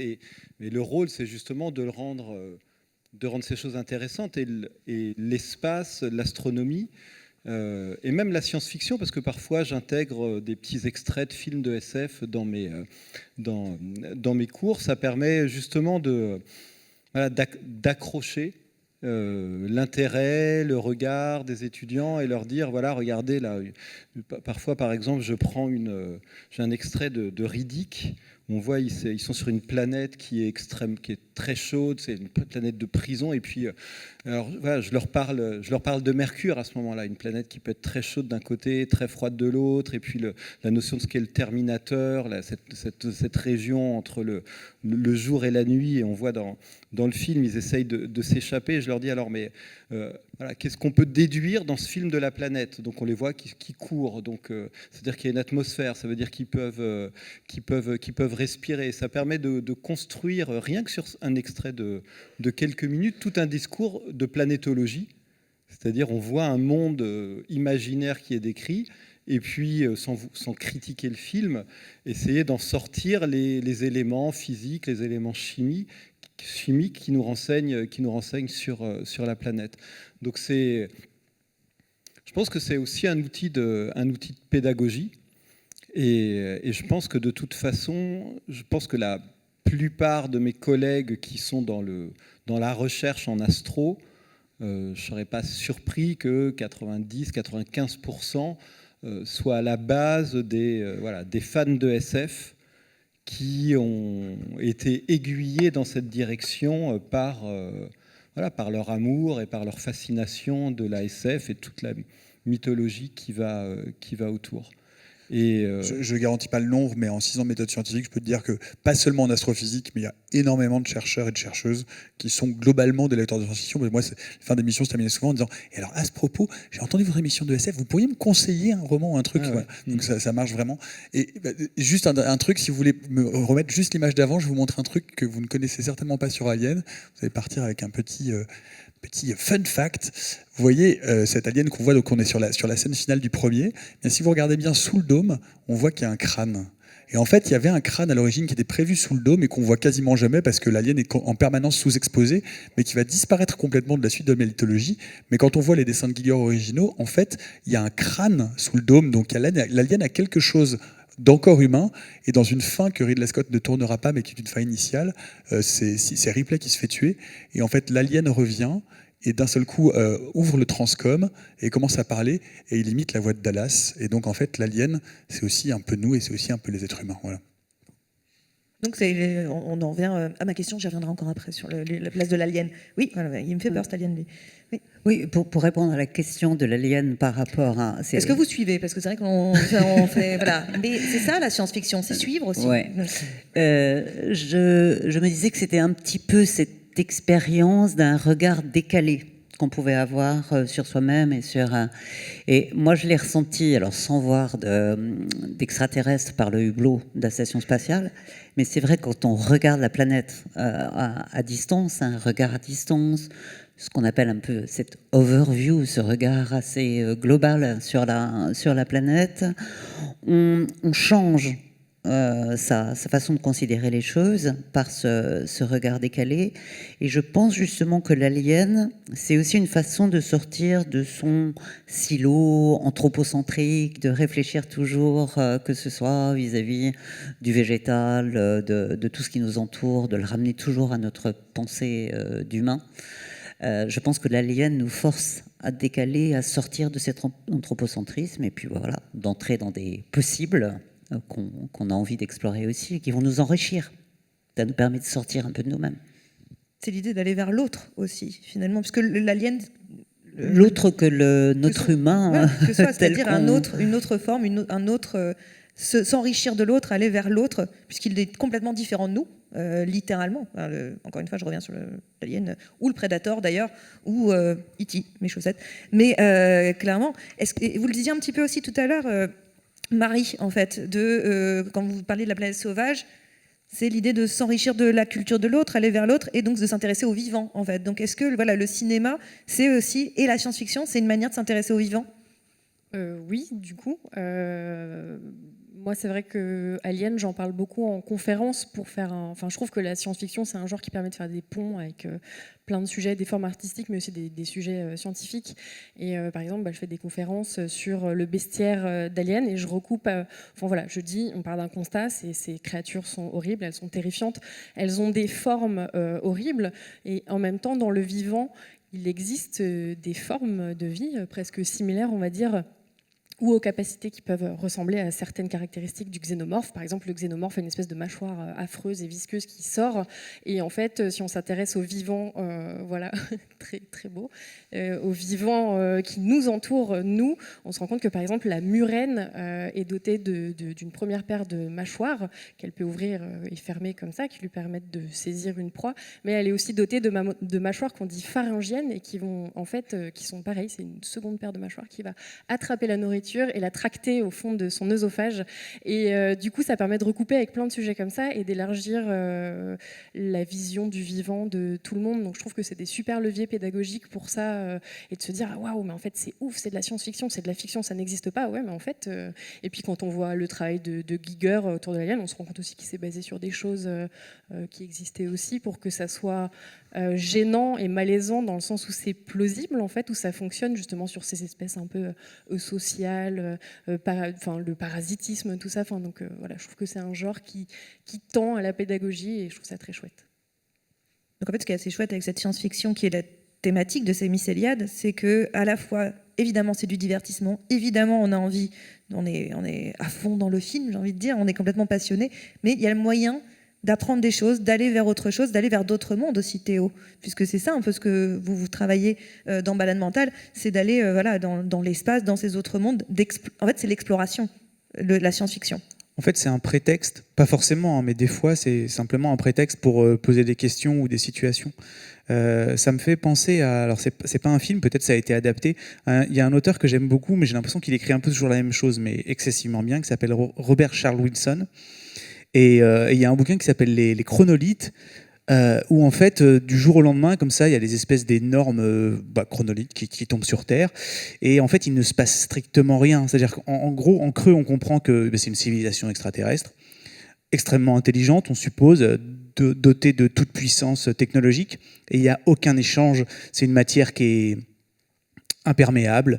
Et en fait, à partir de là, lui, il développe juste la réaction que l'humanité a à l'arrivée de cette étrangeté qui ne veut pas communiquer, qui est arrivée là sans intention manifeste. Et un peu tous ces livres traînent autour de ça, de l'idée, de la possibilité que du jour au lendemain, tout bascule. Mais il n'y a rien. Enfin, il n'y a aucun moment, il y a une créature. Et ces bouquins sont super déstabilisants, je trouve.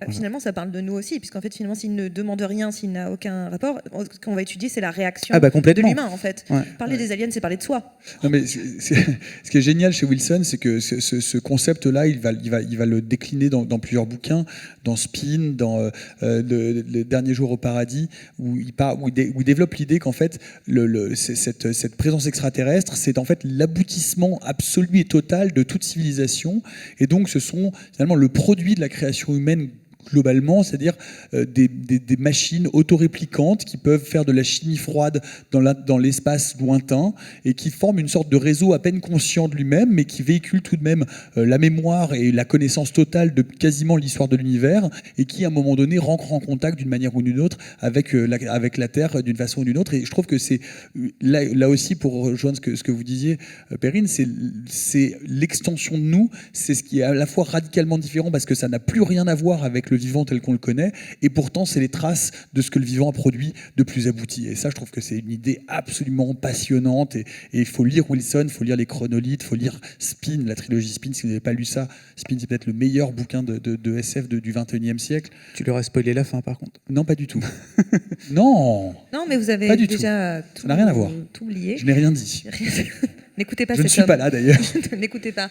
Enfin, en tout cas, vous l'aurez compris, il faut être curieux de cinéma, curieux de jeux vidéo, curieux de littérature, évidemment, pour ouvrir vos esprits, et aussi, tout simplement, peut-être vous divertir, évidemment, mais en tout cas, vous enrichir. On a un tout petit peu la bourre, mais quand même, s'il y a quelques questions, soyez pas timide. Brisons cette barrière de la timidité. Et allons-y. Ici, là-haut. Le temps que ça arrive, moi j'ai juste une question. Avec l'image d'Alien, j'ai vu le copyright Disney. J'avais complètement oublié que la Fox avait été rachetée. Mais du coup, question. Alien, princesse Disney aujourd'hui ou pas? Pas Alien, Sigourney Weaver, de-aged en princesse Disney qui chante. Ah mon Dieu, quelle c'est ce que moi, c'est ce que j'attends personnellement. Je rêve. Non. C'était où c'est moi? Tout là-haut. Ah, voilà. Et quelqu'un fait du step. Voilà, vous l'encouragez à faire du sport, c'est vraiment sympathique. Oui. Donc en 1977, le CNES a créé une section très spécialisée qui s'appelle le GEPAN, qui étudierait donc les ovnis. Ça existe encore? Maintenant, oui, on les appelle les PAN. Les PAN, ouais. Quelle est votre opinion sur ce phénomène? Moi déjà, je peux dire que c'est une super série, OVNI, sur Canal+, qui parle du GEPAN. Donc soyez curieux parce qu'il n'y aura pas de saison 3 et c'est une super série qui aurait mérité une saison 3. Donc il y a 2 super saisons, soyez curieux. À part ça, le GEPAN. Les PAN. Bon, on va peut-être laisser les scientifiques plutôt en parler. Claudie, le GEPAN. En tout cas, pour introduire juste le truc, les PAN sont une réalité. C'est-à-dire il y a des phénomènes atmosphériques qui existent, qui sont datés. Il y a toute une étude de ça. Maintenant, et c'est pour ça que le nom a changé d'ailleurs, que ce n'est plus OVNI, parce que OVNI, il y avait l'aspect objet, donc ça supposait une existence matérielle, voire même d'une technologie, quoi. Donc c'est pour ça que maintenant c'est phénomène phénomène atmosphérique, je sais plus quoi, PAN, P-A-N, quoi. Je sais plus. Non. Voilà, c'est ça. Du coup, non, il y a une réalité scientifique. Maintenant, tout le challenge, c'est de réussir à expliquer ces phénomènes. Et là, la NASA vient de déclassifier aussi. On sait qu'il y a des phénomènes qu'on ne comprend pas. Il y a des phénomènes qu'on comprend aujourd'hui, qu'on comprendra demain. Pendant très longtemps, les sprites, les farfadets, c'est-à-dire les éclairs qui sont au-dessus des nuages et qui sont des phénomènes électromagnétiques, on a cru pendant très longtemps et ça a donné des photos. Non, j'en ai vu dans l'espace. Ah, des sprites. J'ai fait une manip pour voir. Il y a beaucoup de témoignages d'astronautes d'ailleurs sur des phénomènes d'habitude. Enfin, il y a des témoignages. Tu as raison de dire qu'on est maintenant dans les phénomènes. Voilà.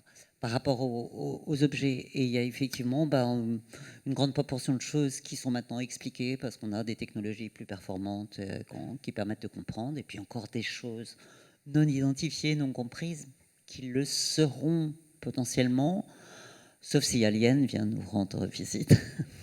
Oui, effectivement, le CNES, et ça c'est intéressant, effectivement, il y a un organisme scientifique qui essaie de documenter, qui essaie de se renseigner et de comprendre par rapport à ce phénomène. C'est vrai qu'on est souvent en but à la méthode scientifique, parce que la méthode scientifique, c'est observer, reproduire, répliquer. Et quand on a un phénomène unique qui est mal compris, certes, il y a plein de choses encore qu'on ne comprend pas. Il n'y a pas de raison qu'en 2023, la science et la connaissance soient finies. Et donc on peut même se réjouir d'observer encore des choses qu'on ne comprend pas, et ça donne du grain à moudre aux chercheurs. Mais effectivement, il ne faut pas tomber dans le biais de se dire tiens, il y a un truc qu'on ne comprend pas, ça serait quand même super cool. On serait tellement heureux qu'il y ait des extraterrestres.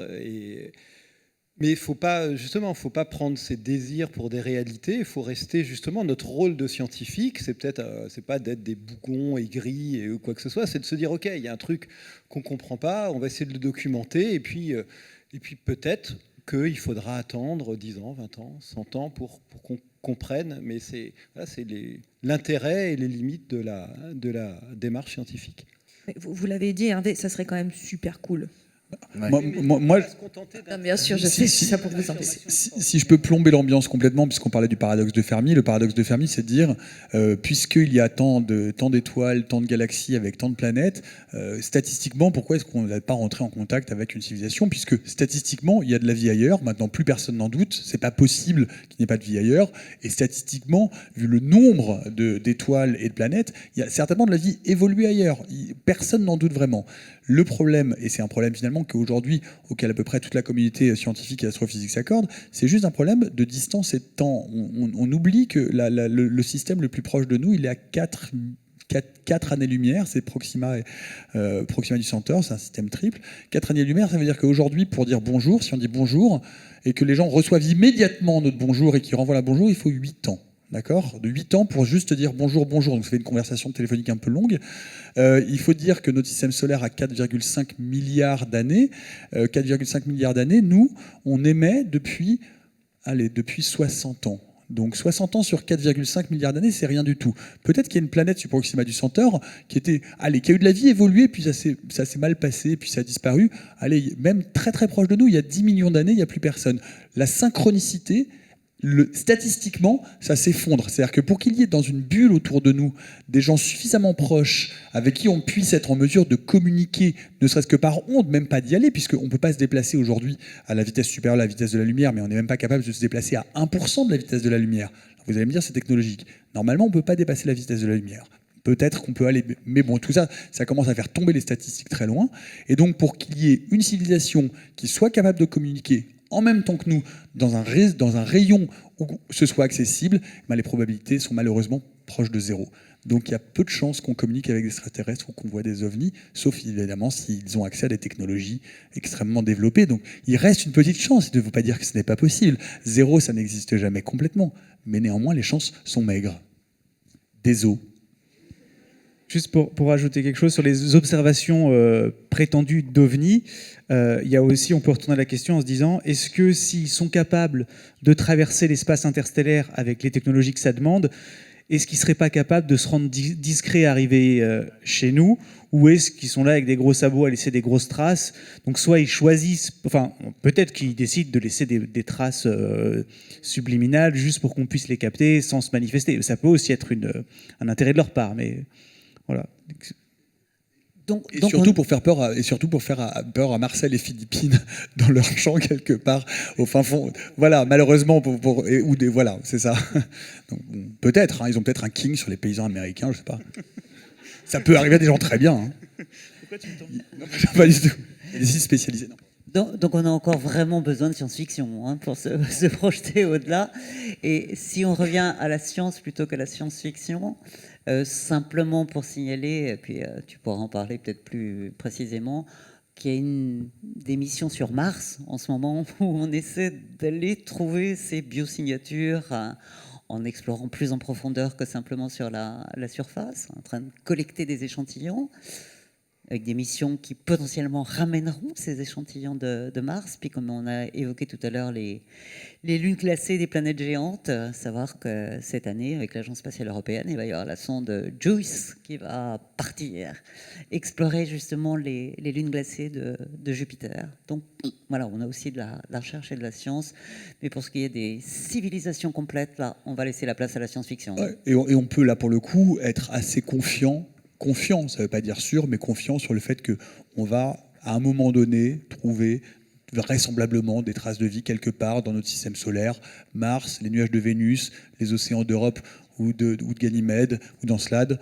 Il est vraisemblable qu'il y en ait quelque part, et ça, ou peut-être des biosignatures grâce au James Webb Telescope ou à l'ELT qui va être construit au Chili, et trouver des petites biosignatures qui nous laisseraient entendre, qui seraient des indices, mais on va rester au niveau de l'indice et on ne sera pas au niveau du fax, quoi.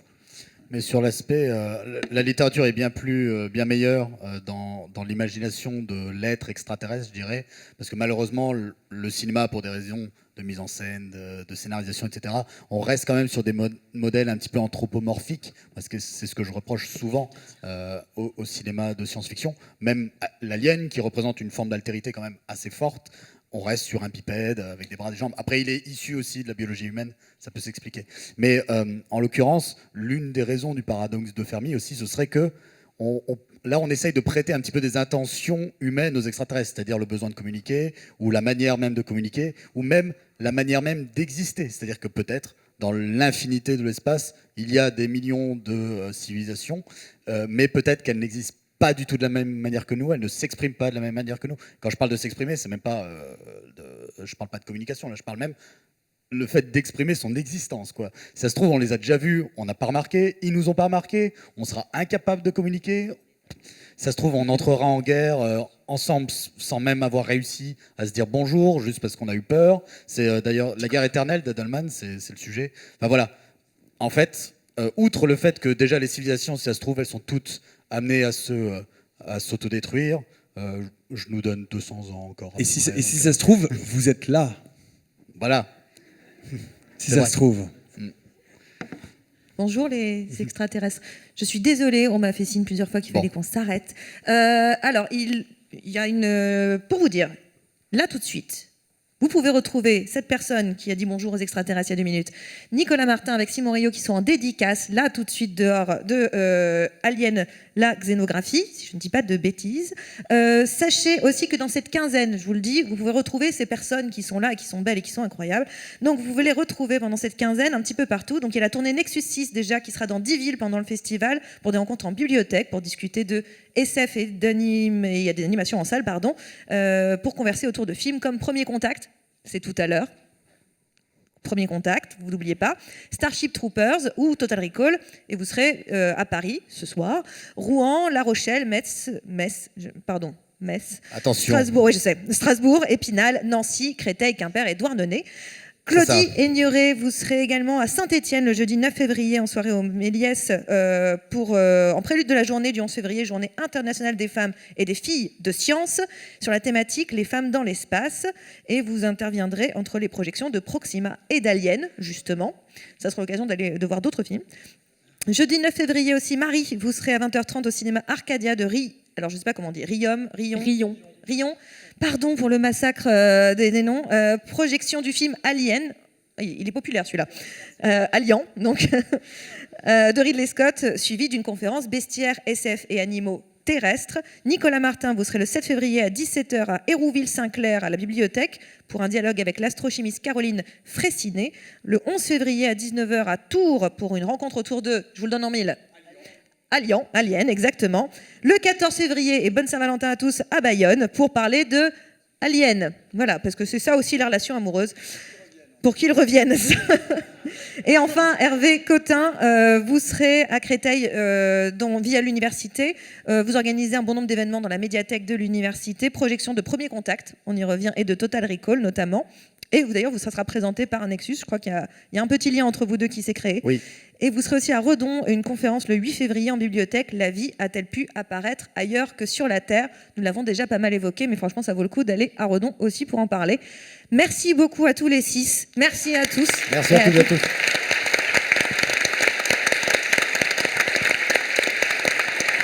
Et à tout à l'heure avec le capitaine de Nexus 6 pour parler Premier Contact. Tout à fait.